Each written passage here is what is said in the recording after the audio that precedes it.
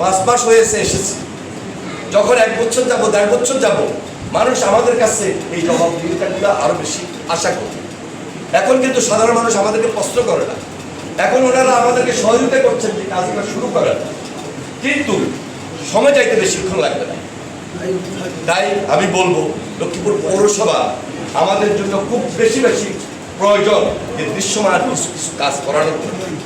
এই ব্যাপারে আমরা সবাই দায়িত্বশীল।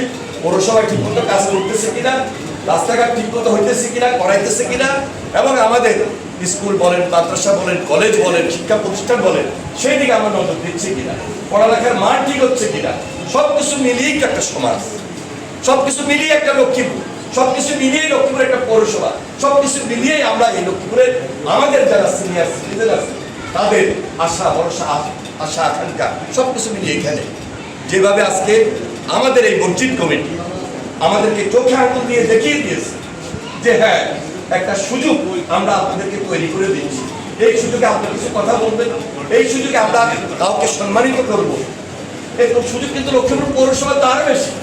সুতরাং লক্ষ্মীপুর পৌরসভা যেন আমাদেরকে এই যে সিনিয়র সিটিজেনের উপস্থিতিতে সবাই সেই সুযোগটা আমরা নিতে পারি, দিতে পারি, এবং সবাই আমাদের অধিকার আমরা প্রতিষ্ঠিত করতে পারি, সেই দিকে আমাদের দায়িত্ব হলো বিশেষ নজর দেওয়া।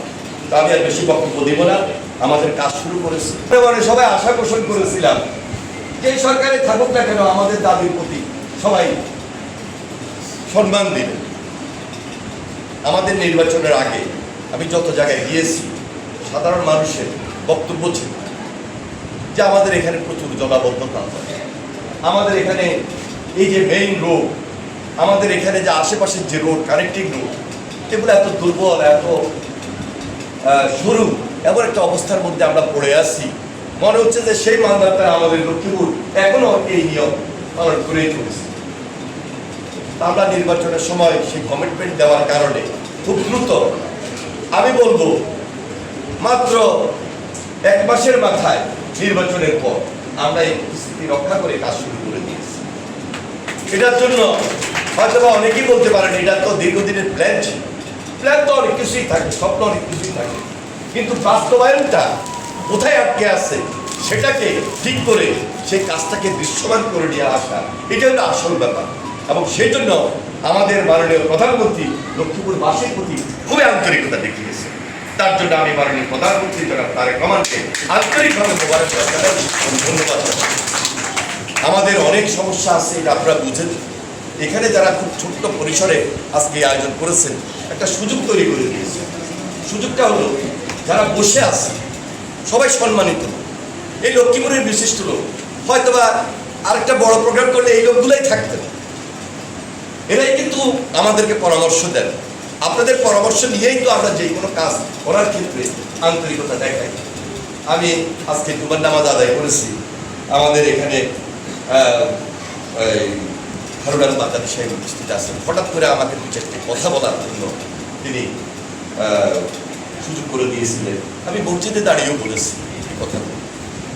বিশেষ করে এই পৌরসভার যে কার্যক্রম এখন পর্যন্ত খুব একটা ভালোভাবে আমরা নিতে পারি নাই, করাইতে পারি নাই। একদিকে নির্বাচন হলে হয়তো একজন মেয়র আসবেন, কিন্তু যারা প্রশাসনিক দায়িত্ব আছেন, প্রশাসনিক কর্মকর্তা, এরা যে খুব ভালো কাজ ইতিমধ্যে আমাদেরকে দেখিয়েছে, আমি কিন্তু দেখি না, আমার চোখে কিন্তু পড়তেছে। রাস্তায় বলেন, জলাবদ্ধতা বলেন, ট্রেনে বলেন, ময়লা আবর্জনা, প্রত্যেকটা ওয়ার্ডে আমাদের এত সুযোগ থাকার পরও তারা কিন্তু আমাদেরকে সেই সহযোগিতা করতেছে না। আমাদের এখানে আমার জেলা বিএনপির উনি সদস্য সচিব, উনি আমাদের পৌরসভার মেয়র ছিলেন, উনি আমাদের জেলা পরিষদের প্রশাসক। আমি তাকে দৃষ্টি আকর্ষণ করে বলব আমাদের দায়িত্ব অনেক। এই দায়িত্ব আপনার না থাকলেও পৌরসভার দায়িত্ব কিন্তু আপনাকে নিতে হবে, এগুলো দেখভাল করতে হবে।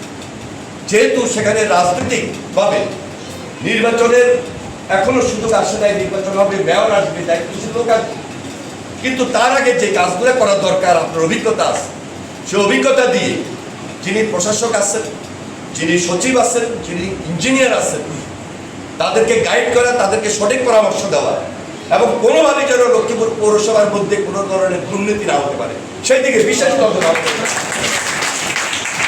আমরা মানুষের সাথে ওয়াদাবদ্ধ।